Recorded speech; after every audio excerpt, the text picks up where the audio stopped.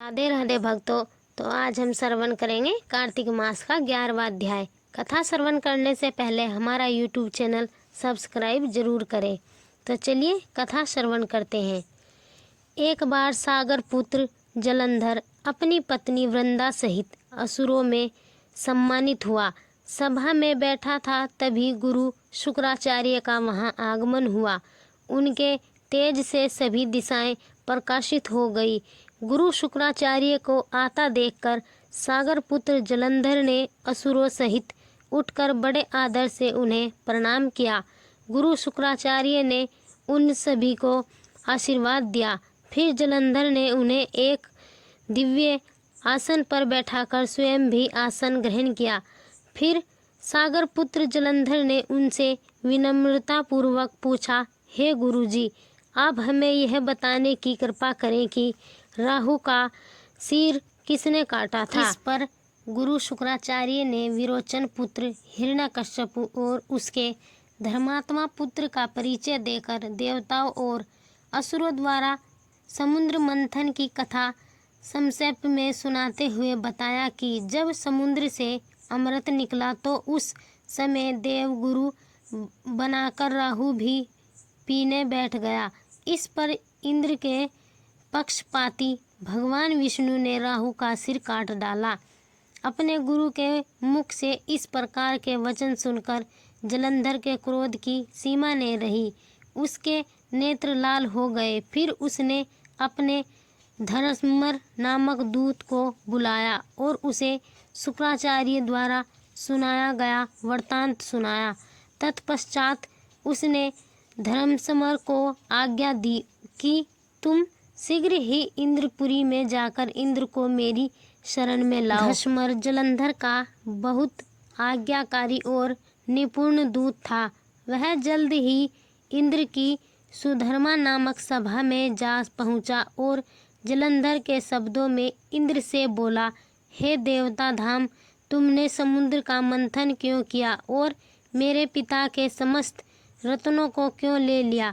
ऐसा कह के तुमने अच्छा नहीं किया। यदि तू अपना भला चाहता है तो उस सब रत्न और देवताओं सहित मेरी शरण में आ जा, अन्यथा मैं तेरे राज्य का ध्वंस कर दूंगा।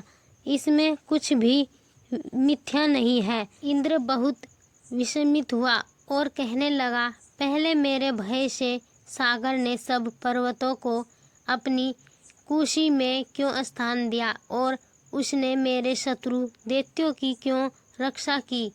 इसी कारण मैंने उनके सब रत्न हरण किए हैं।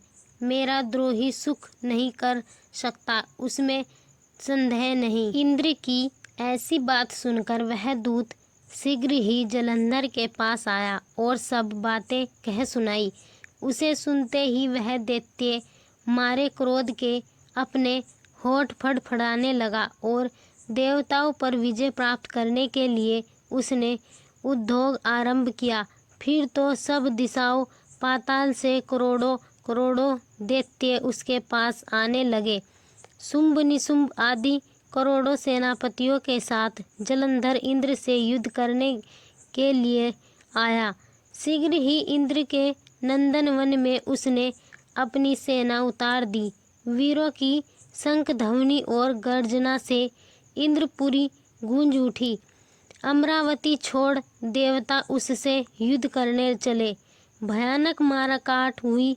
असुरों के गुरु आचार्य शुक्र अपनी मृत संजीवनी विद्या से और देवगुरु बृहस्पति से औषधि लाकर जीवाते रहे। इस पर जलंधर ने क्रोधित होकर कहा कि मेरे हाथ से मरे हुए देवता जीवित कैसे हो जाते हैं? जीवाने वाले विद्या तो आपके पास है।